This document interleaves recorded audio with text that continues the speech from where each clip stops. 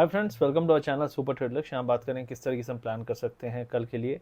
कल जिस तरीके से मैंने वीडियो बनाया था उसके हिसाब से मार्केट ने परफेक्टली वैसा ही काम किया। बहुत सारे लोग उम्मीद कर रहे थे कि हिंडनबर्ग को मार्केट ने इग्नोर कर दिया है। मैंने यही कहा था, इग्नोर नहीं किया है।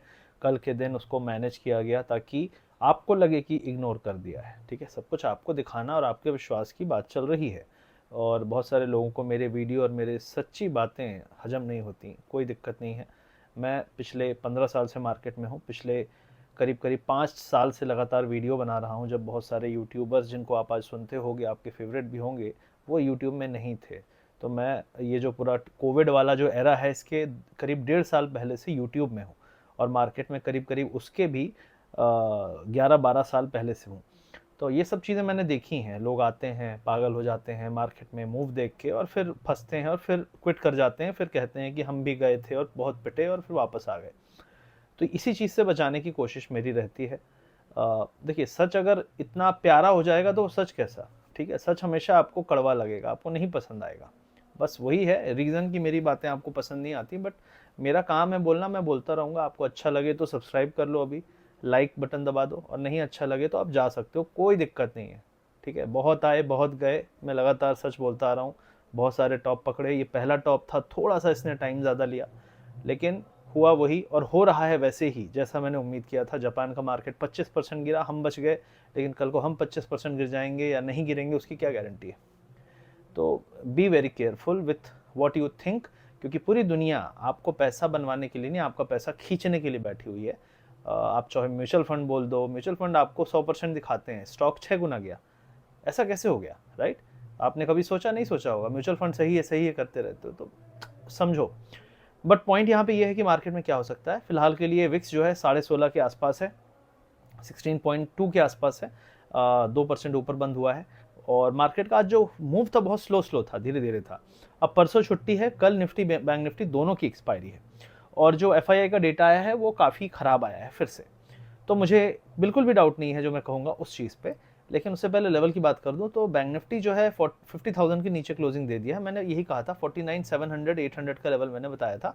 अब मुझे जो लेवल खुलते हुए दिख रहे हैं, पहला लेवल है 49,400, दूसरा लेवल है 49,100 120 के आसपास। तो 49,100 मुझे लग रहा है आ सकता है, लेकिन 49,400 के चांसेस मुझे काफ़ी हाई लग रहे हैं। 70-80% चांसेस लग रहे हैं कि 49,400 लेवल आ जाएगा। तो ये पहला चीज़ हो गया कि बैंक निफ्टी में, और अगर बाउंस आया तो 50,100 150 रेजिस्टेंस होगा। अगर वहां तक गए तो वहां से पलटेंगे। अब निफ्टी की बात करूं तो निफ्टी में 24,140 का लेवल है फिलहाल। 24,000 लास्ट टाइम भी तोड़ा था, उसके नीचे भी गया था। मुझे लगता है इस बार भी हम वापस से उसी तरफ जा रहे हैं। 24,030 और 23,920, ये दो लेवल मुझे दिख रहे हैं। मुझे 23,900 के जाने के चांसेस बहुत हाई लग रहे हैं। मतलब ऐसा लग रहा है कि बैंक निफ्टी भले रुक जाए, लेकिन निफ्टी में जगह ज़्यादा है। निफ्टी ज़्यादा एक अच्छा मूव डाउन साइड का दे सकता है। और लेवल जो आ रहे हैं 23,900 2930 के आसपास आ रहे हैं, और दूसरा 23,600 का आ रहा है, जो कि बड़ा लेवल है। देखिए, मार्केट एक दिन में 400 पॉइंट गिर सकता है, 400-500 पॉइंट गिर जाएगा, हम वहीं पहुंच जाएंगे। तो ऐसा नहीं है कि नहीं आ सकता, लेकिन मैं एक नॉर्मल कह रहा हूं आपको, जो लेवल जो आ सकता है, पॉसिबिलिटी हाई है। अपसाइड में कहाँ है लेवल निफ्टी का? 24,220 और 24,250, ये एरिया है जहाँ पे रेजिस्टेंस होगा, अच्छा स्ट्रॉन्ग रेजिस्टेंस है। इसके ऊपर जाने के चांसेस कम है। तो ये फिलहाल दिख रहा है निफ्टी बैंक निफ्टी। और आज फाइनेंस, निफ्टी फाइनेंस का एक्सपायरी था, बहुत भयंकर तरीके से ये गिरा। एचडीएफसी बैंक ने इसको ड्रैग किया।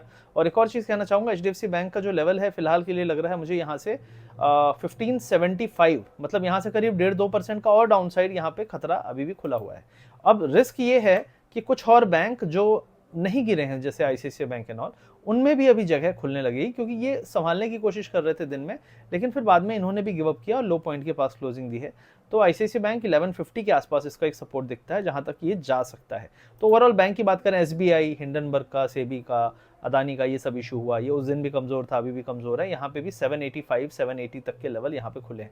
तो ओवरऑल बैंकिंग में अगर हम देखें तो 1 से 1.5% का डाउन साइड स्टॉक्स में खुला है। मतलब बैंक निफ्टी 1.5-2% जा सकता है, कोई बड़ी बात नहीं है।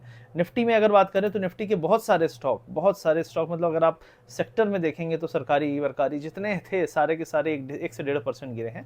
तो बैंक निफ्टी दोनों में वीकनेस आ गई है। तो इसीलिए मैंने कहा कि यहाँ पे एक डाउनसाइड प्रेशर आपको बनता हुआ दिख सकता है।